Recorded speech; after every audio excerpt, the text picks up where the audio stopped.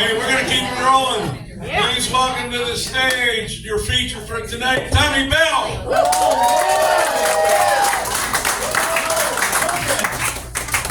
It's good to be here. I got a couple friends in the audience. Barry and Yumiko are here, right? Barry, Yumiko, they traveled a long ways. They came on here. Yeah, you can clap for them. Thanks for coming out, guys. Appreciate it. Barry, no, I don't think they're from. I'm not sure where I didn't do my research. I'm going to be honest with you. Barry plays music. He's a phenomenal bass player. I don't know if you guys have ever heard of the band Earth, Wind, and Fire. Yeah. Well, he's not in that band. But he's very, very good. But we do gigs together now and then, and he's like, hey, what's comedy like? What's it like? Well, Barry, this is what it's like right here. Not always this fancy, it's not always in a public strip mall, but, we're doing what we can here.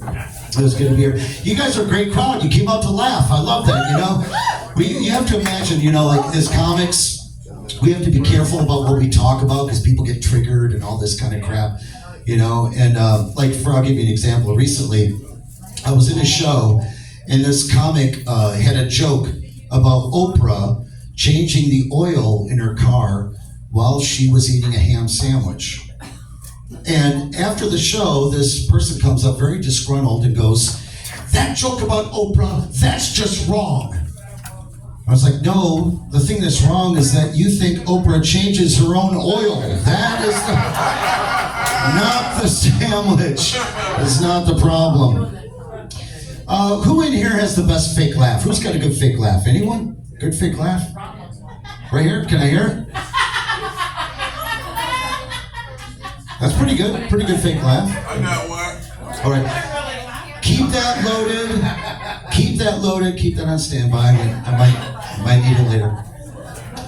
So I do like to keep things topical. I saw this in the news recently. A Japanese engineer has invented a car made entirely out of paper. Real car, runs on gasoline and everything. Totally made it out of paper. And they made a couple prototypes and they didn't sell, and the company folded.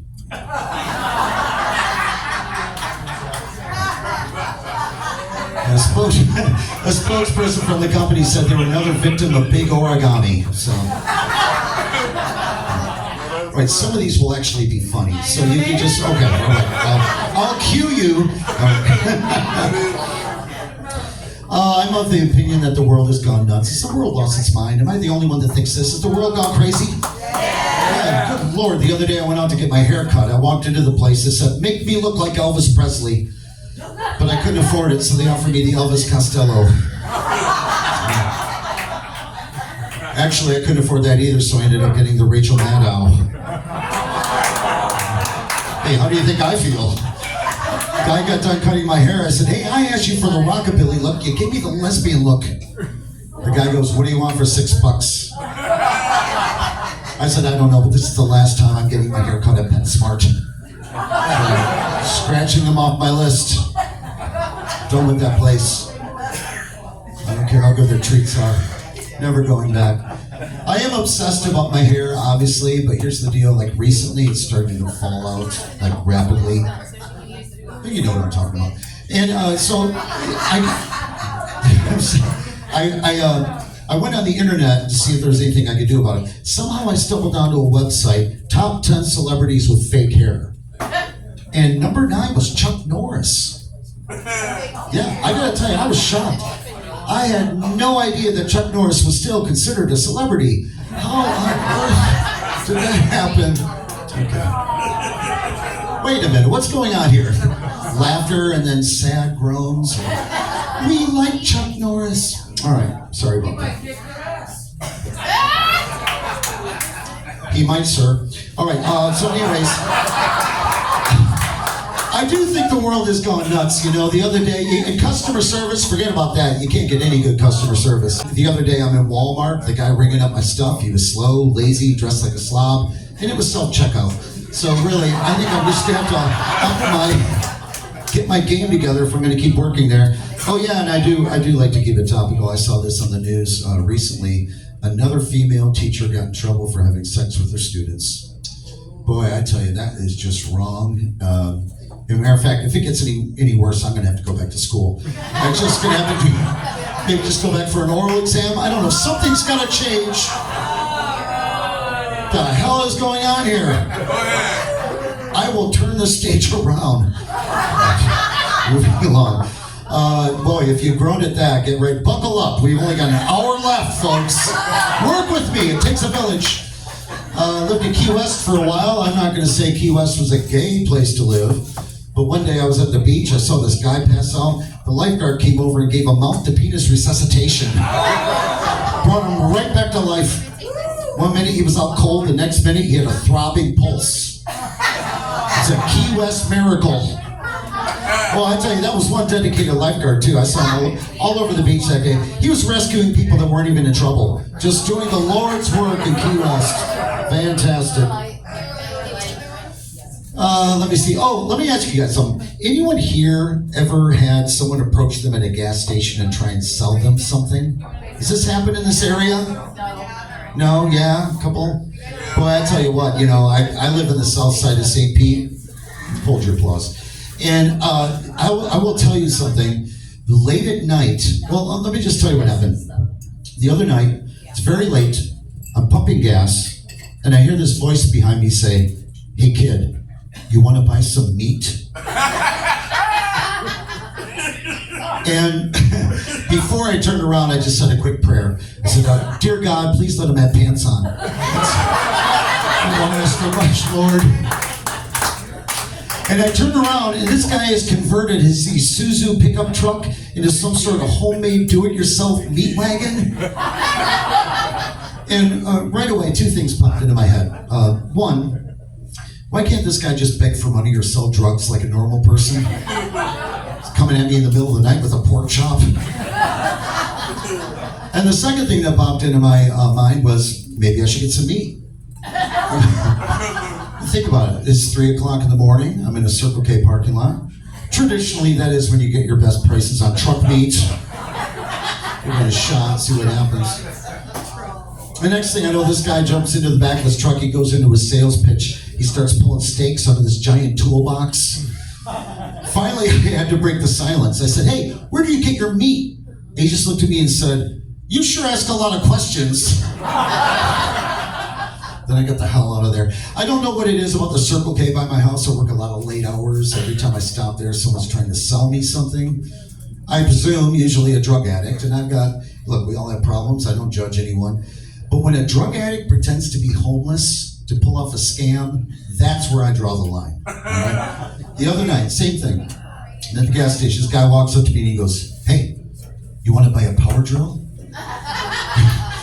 Works perfectly fine. $10. And I said, "Well, I don't need a power drill." And then he goes, "Come on, man, I'm homeless." "You're homeless and you own a power drill? Where are you plugging it in? And what are you drilling? This guy's not homeless. He's just a scam artist, And then he goes into a story. These guys always have a story. I just shut him down.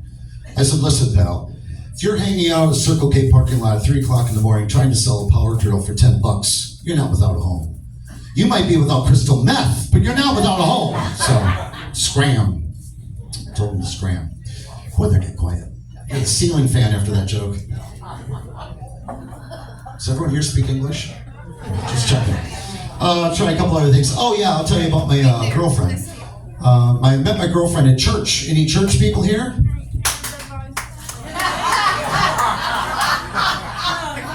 Oh my goodness. Well, I'm shocked we're not packing it in with more Christians here at the before Praise and Parrish. 3 of us? That's it? Everyone else is going to burn in hell? Is that what's going on here? Is that? Well, I met my girlfriend at church. I still remember our first date. We're sitting in a restaurant. She looks at me and she says, "Do you pray?" I said, "I'm praying right now. You'll sleep with me tonight." So yes, very, very devout. I have the faith of Job.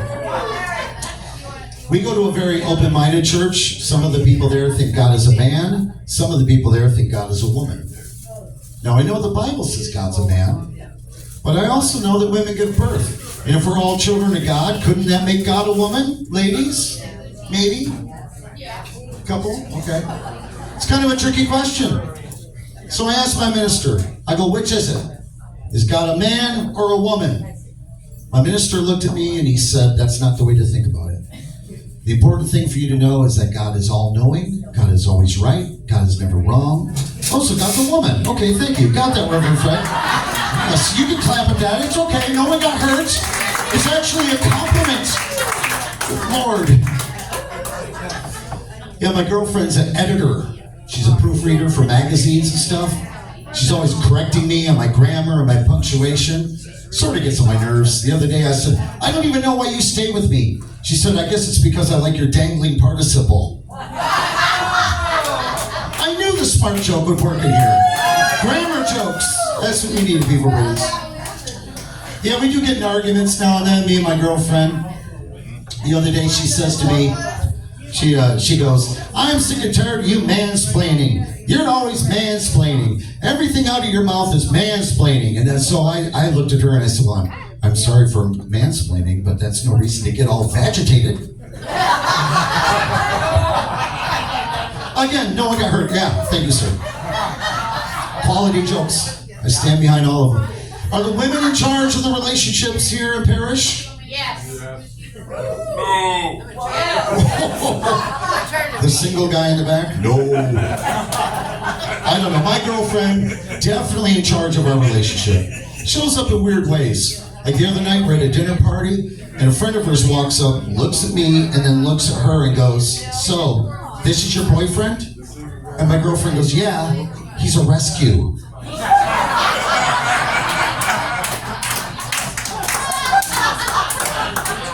It's not that funny. But I'm pretty quick on my feet. I looked at her and I said, who rescued who? Right? Pretty good. Good comeback. And then she swatted me with a rolled up newspaper, so I don't do that anymore. All right, in for a penny, in for a pound. Let's try this out. By sound of applause, how many ladies here have ever been waxed? Okay. Five or six? Oh, this lady sliding out of her chair right now. Yeah, she's been nice. Everyone else just letting it grow wild? Is that what's going on in here? Like a National Geographic festival? All the men in Parrish running around with a machete just trying to hack their way through to get to the gold nuggets? Is that what's going on here? Bushwhacker. The representative of the group has chimed in. Bushwhacker. Do you have a weed whacker? Is that what you do at home? Cordless. All right, wonderful. I like how you roll. Yeah, my girlfriend decided to get waxed recently, and here's the deal. When she went in there, the receptionist said, "Would you like us to do anything special while we're down there?" And I'm like, "Oh, you mean like a thunderbolt or a landing strip or something like that?" And she goes, "Oh no, that stuff's from the '80s. We're high tech now. We can shave a corn maze down there." Like, corn maze? Look, I already get lost enough when I'm fumbling around down there. Last thing I need is a labia labyrinth to work my way through. Or, if you will, a labyrinth. Anyway, she said, "Oh, I'm just going to get it all taken off." So, and here's what we found out. When they put that wax down there and tore up her carpet, we found she had some wonderful hardwood flooring under there. Thank you very much. Thank you. Spent a lot of time polishing those floors. Yeah. A lot better than my last girlfriend. I think she might have had termites. Boy, you hate to see that. Oh, I had you and then I lost you. Oh, that's just terrible. I got time for one more. I'll tell you this. This next thing is a little embarrassing to talk about. But I'm going to keep it clean, all right? So just bear with me. My girlfriend recently, she asked me to choke her. Yeah, and I said, listen, I'm not into that. I'm a good boy. That's not my thing. I'm very uncomfortable in that situation. And she kept saying, she kept asking me, it's okay, I want you to. Choke me. So finally I worked up the courage to do it. She got all pissed off, started yelling at me. Because apparently I'm not supposed to do it during an argument.